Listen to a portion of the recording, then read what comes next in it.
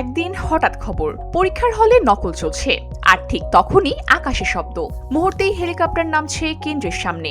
শিক্ষক, শিক্ষার্থী, কর্মকর্তা সবাই হতভম্ব, কারণ কেউ জানতো না কখন কোথা থেকে হাজির হবেন এহসানুল হক মিলন। সময়টা তখন 2001। পাবলিক পরীক্ষা মানেই বইয়ের চেয়ে নকলের চাহিদা বেশি। হাতের তালুতে লেখা, অ্যাডমিট কার্ডের পিছনে ফর্মুলা, ডেস্কের নিচে সাজানো স্পেশাল প্যাকেজ। অনেকে তো পরীক্ষার হলকে বানিয়ে ফেলেছিল লিটারেলি বিজনেস সেন্টার। ঠিক তখনই স্যুটটাই পরে দৃশ্যপটে এন্ট্রি এহসানুল হক মিলন।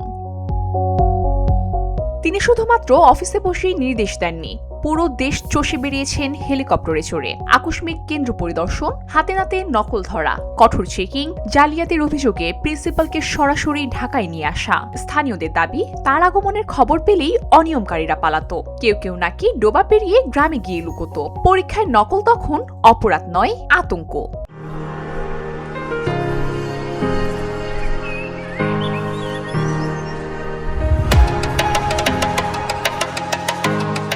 তার সময় পাশের হার নেমে এসেছিল প্রায় 40%। তখনকার শিক্ষার্থীরা আজও বলেন, ওনার সময় পাশ মানে ছিল রিয়েল অ্যাচিভমেন্ট। আরেকটা বড় পরিবর্তন, ডিভিশন সিস্টেম থেকে জিপিএ গ্রেডিং সিস্টেমে রূপান্তরের সূচনা।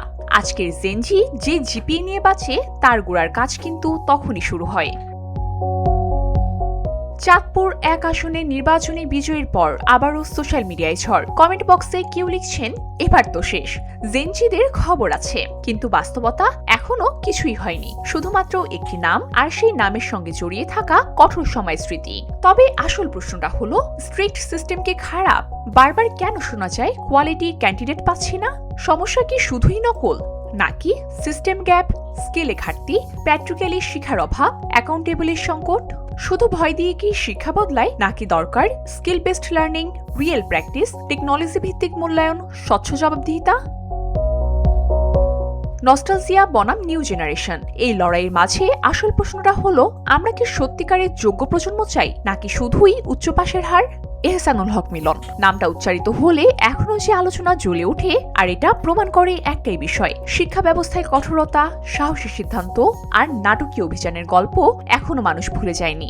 এখন দেখার বিষয়, সময় কি ফিরবে আগের মতো, নাকি বদলাবে পদ্ধতি? কিন্তু প্রশ্নটা রয়েই যায়, ভয় না দক্ষতা, কোনটা গড়বে ভবিষ্যৎ বাংলাদেশ? ভিউডি বাংলা নিউজ ডেস্ক।